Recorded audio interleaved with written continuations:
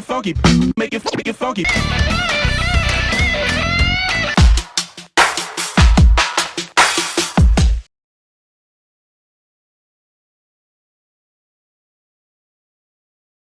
E o projeto Cidade Ativa recebe Ed Bansan, produtor, curador, agitador cultural, bacharel em artes cênicas pela UEL e atualmente responsável pela Vila Cultural Usina Cultural. Boa tarde, Ed.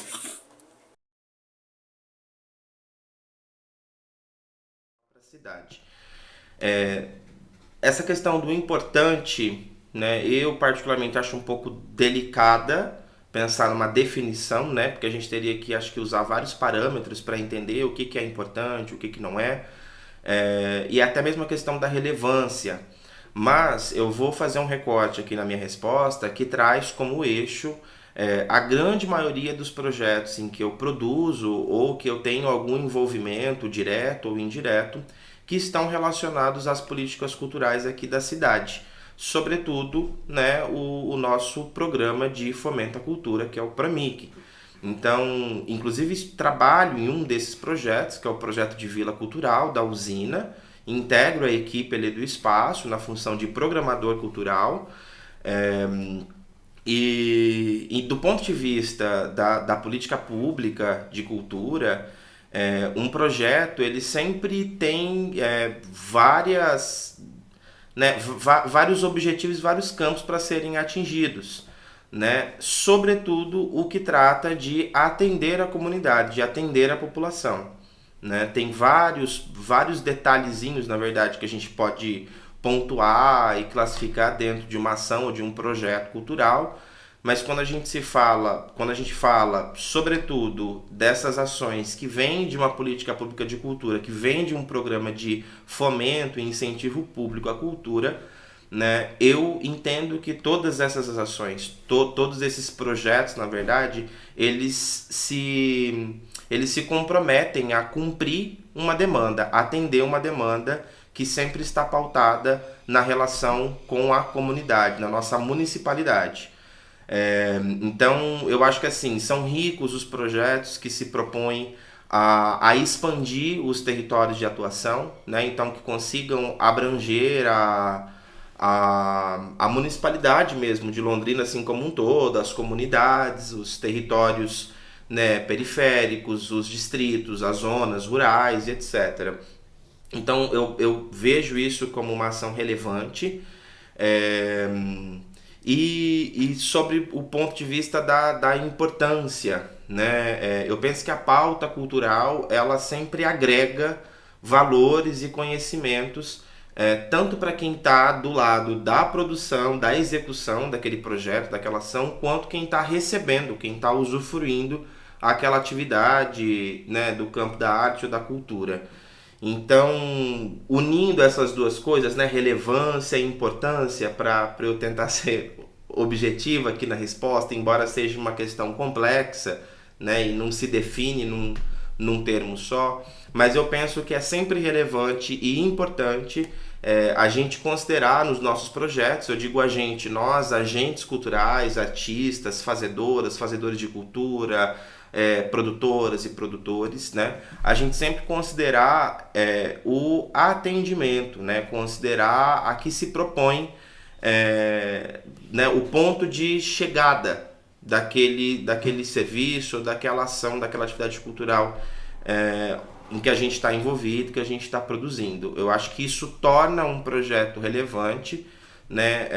Quando a gente tem essa consciência, quando a gente tem isso muito claro, né, dentro dos nossos trabalhos ali de produzir, pautar e organizar uma ação ou um projeto cultural. É pensar no público, é pensar em quem vai, né, quais vão ser as possibilidades em que a gente vai trabalhar para conseguir atingir as pessoas, né, atender uma demanda da cidade de ofertar atividade de arte e cultura, né, com acesso livre, restrito, gratuito, para a comunidade como um todo. Eu entendo que isso é uma pauta de bastante relevância dentro de um projeto cultural, sobretudo quando a gente está falando de um projeto ou de um programa que vem de uma política pública de cultura, que vem de uma ação de fomento e de incentivo público de cultura.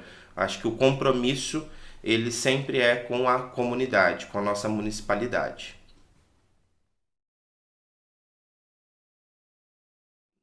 Eu vou trazer como exemplo um caso muito pontual, é, mas que, enfim, na minha visão, ele responde, né, essa questão.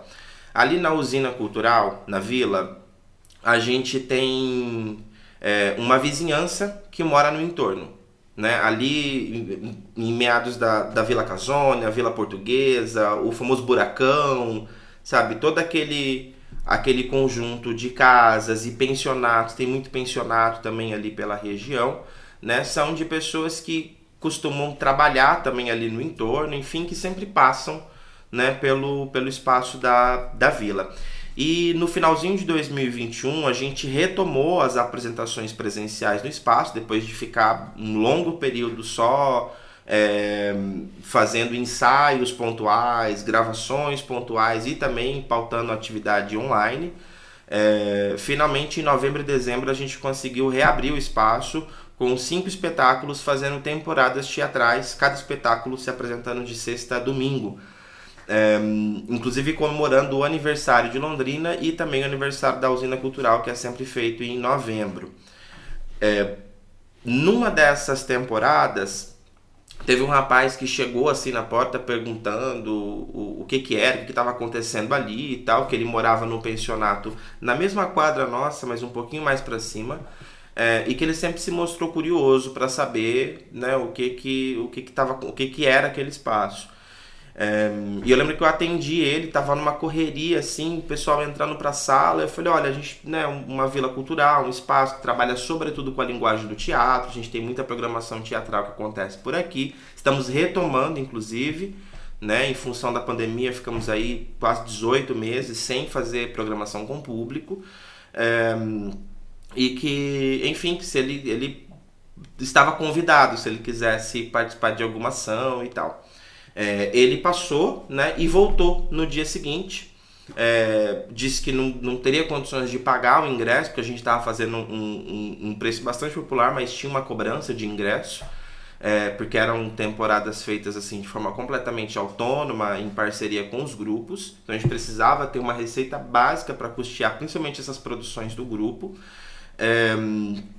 Então, né, falei, não, mas não tem problema, a gente tem cortesias da casa, né, e você pode assistir o espetáculo. Ele entrou e assistiu. Isso foi no primeiro final de semana de temporada, né, ele foi na sexta, depois voltou no sábado para assistir de fato o espetáculo.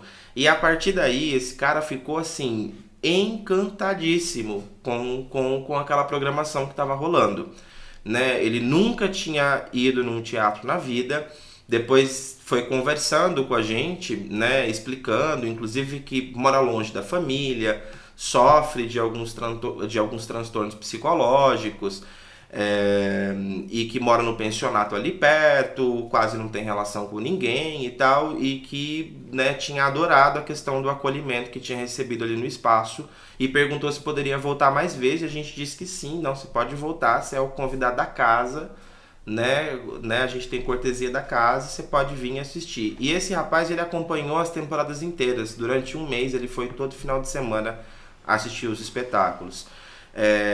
E, enfim, eu acho isso bastante significativo, né, uma vez que a gente está acostumado já a trabalhar com um público que é habitual, que é um público que já, né, acessa a programação cultural do município, seja lá naquele espaço ou em tantos outros também que oferecem programação, e a gente sempre tem essa dificuldade, na verdade, né, de conseguir fazer aquele famoso trabalho de formar público, pensar em formar um público, em ampliar o repertório cultural de uma pessoa através de um dos projetos que a gente organiza. E nessa situação a coisa se deu de uma forma tão espontânea, né, que levantou um alerta, assim, principalmente na gente ali da usina, de retrabalhar inclusive a nossa relação com a vizinhança.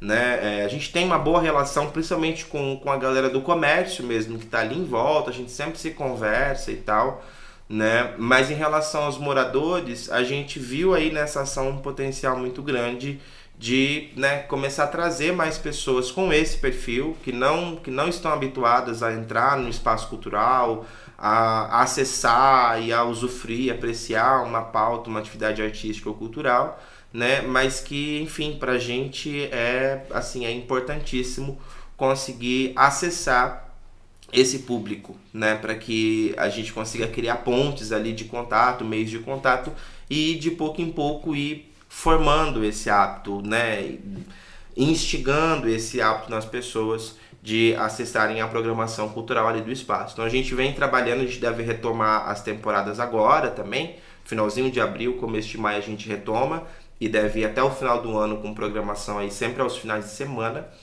E uma das ações que a gente já tem se organizado para fazer é justamente isso, fazer um contato direto com a vizinhança, com quem mora nesses pensionatos, nos predinhos que tem ali no entorno, para, né, fazer esse convite assim bastante personalizado e bastante humanizado e acolhedor para que essas pessoas tenham a oportunidade de, né, acessar uma programação e uma pauta cultural. Pandemia. É um tanto complexo tentar, né, definir assim, por mais que seja uma pergunta bastante, né, pessoal, fala inclusive você, usa ali a primeira pessoa, mas é um tanto complexo definir a arte e tal. Mas assim, pelo fato de eu ser também membro e integrante de uma comunidade de terreiro, e ter muito claro para mim toda uma consciência, uma dimensão que está vinculada à minha ancestralidade, eu classificaria a questão da arte, né? O que seria arte? Eu penso que, enfim, é uma eterna louvação à vida, né? Eu acho que inclusive também as formas de reinvenção desses modos de vida, né? Que a gente tem ao longo aí da história nossa, assim, da história da humanidade como um todo. Principalmente por ter mesmo essa consciência, essa compreensão enquanto membro, integrante de uma comunidade de terreiro, cujo, né, o pilar ali das ações que são cultuadas, ela gira em torno dessa eterna louvação, esse culto à vida. Então eu penso que a arte ela está muito próxima dessa compreensão, desse entendimento que a gente tem nas comunidades de terreiro também.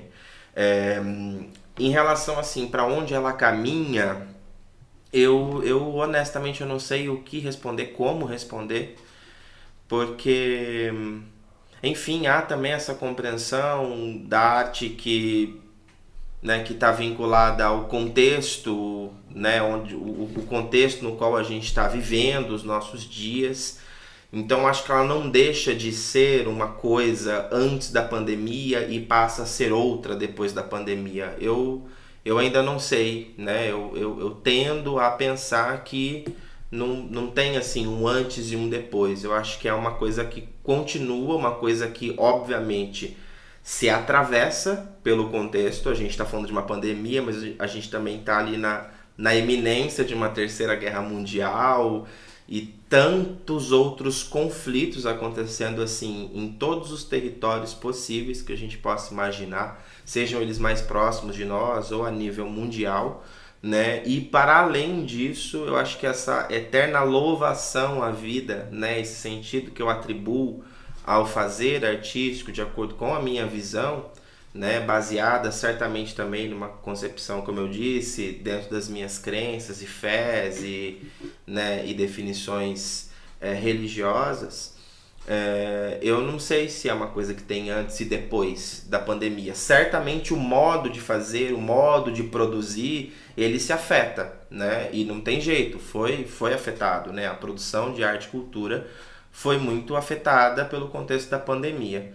Mas eu acho que isso não a transforma numa outra coisa, não leva para um outro caminho, justamente por eu enxergar essa relação muito intrínseca em relação à arte e à vida, né? Que é uma coisa que tem uma finitude, mas se a gente olha, né, para além da questão da materialidade, né, ela, enfim, não se acaba, não se termina. Ela acho que se reconfigura de acordo com o contexto. Um tanto complexa, né, essa resposta e também essas questões, mas enfim, são respostas mais subjetivas mesmo que vêm à minha cabeça do que tentar buscar uma definição muito precisa ali sobre essa questão da arte e dos rumos que ela toma.